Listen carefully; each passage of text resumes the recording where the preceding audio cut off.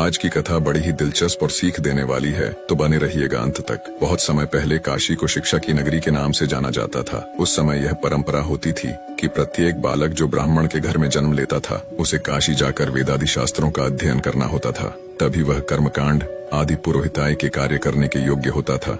एक बार की बात है, एक पंडित जी ने अपने बेटे को भी शास्त्रों के अध्ययन के लिए काशी भेजा। सभी शास्त्रों का अध्ययन करने के बाद पूरी तरह सब कुछ कर निपुण होकर बालक अपने गांव लौटा। बेटे की आने की खुशी में पंडित जी ने एक भव्य उत्सव का आयोजन करवाया, जिसमें ज्ञान चर्चा का विषय भी रखा गया।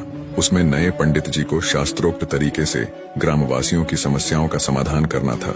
सभी लोगों ने तरह तरह के प्रश्न पूछे। लगभग सभी प्रश्नों के जवाब नए नए शास्त्र झाता बने पंडित जी ने अच्छे से पूरी व्याख्या के साथ दिए। सभी गांव वाले उससे बहुत प्रभावित हुए और उसकी प्रशंसा करने लगे। इतने में एक बूढ़ा किसान सामने आया और उसने पूछा, महोदय, क्या मैं भी कुछ पूछूं?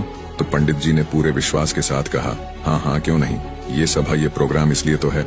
किसान बोला, ठीक है, तो बताइए, पाप का गुरु कौन है? पंडित जी ने अपने विवेक पर जोर दिया, परंतु इसका उत्तर नहीं मिला। सोचा, बहुत से गुरुओं के बारे में सुना है, पर ये पाप का गुरु किस खेत की मूली है, इसके बारे में तो कभी नहीं सुना। लगता है मेरा ज्ञान अभी संपूर्ण नहीं हुआ है। और वह वहीं से वापस काशी को रवाना हो गए। काशी जाकर उन्होंने अपने सभी गुरुओं से पूछा, लेकिन इस प्रश्न का जवाब उन्हें कहीं से नहीं मिला।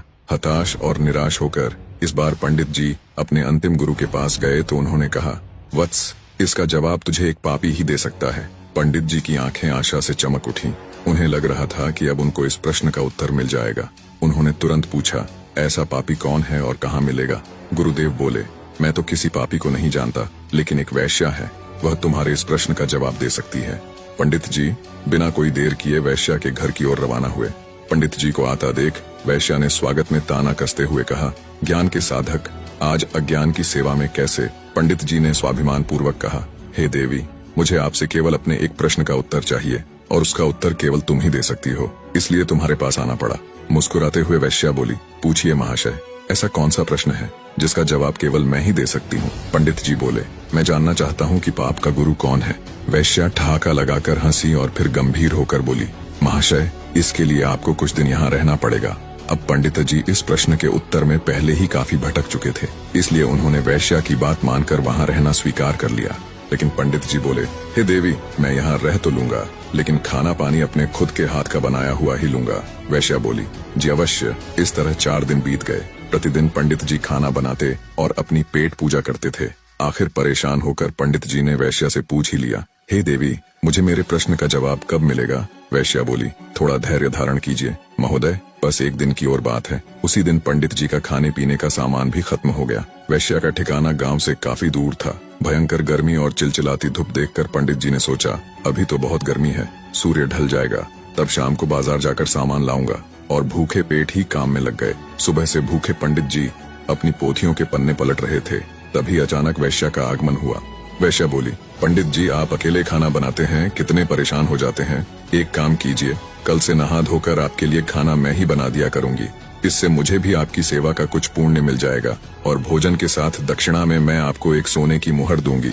पहले तो पंडित जी ने आनाकानी की, किंतु मुफ्त का खाना और साथ में सोने की मुहर का विचार कर वैश्या का प्रस्ताव मान लिया। उसी दिन शाम को वैश्या ने तरह तरह के पकवान बनाए और उसकी सेवा में उपस्थित हुई। भोजन का थाल पंडित जी के सामने परोसा गया, लेकिन जैसे ही पंडित जी ने खाने के लिए अपना हाथ आगे बढ़ाया, वैश्या ने थाल पीछे खींच लिया। वैश्या के इस व्यवहार से पंडित जी क्रोधित हो गए और तिलमिलाकर बोले, ये क्या मजाक है? वैश्या ने विनम्रता पूर्वक कहा, श्रीमान, यही आपके प्रश्न का उत्तर है। पंडित जी, मैं कुछ समझा नहीं। वैश्या ने समझाते हुए कहा, महाशय, क्या केवल स्नान कर लेने मात्र से कोई पवित्र हो जाता है? क्या मेरी अपवित्रता केवल इतनी ही है जो केवल स्नान करके मिटाई जा सकती है? नहीं, लेकिन मुफ्त के भोजन और स्वर्ण मुद्राओं के लोभ में आप अपने वर्षों के नियम को क्षण भर में नष्ट करने के लिए तैयार हो गए। यह लालच ही पाप का गुरु है श्रीमान। पंडित जी को अपना जवाब मिल चुका था। निष्कर्ष, ये लोभ ही है जो हमारी पवित्रता को नष्ट करता है। अब वो किसी भी रूप में हो सकता है, धन दौलत, चाहना आदि आदि। कहा गया है, ये लोभ कोई छोटी चीज नहीं बल्कि काल का पुत्र है, इसलिए इससे जो बच गया वो पार उतर गया।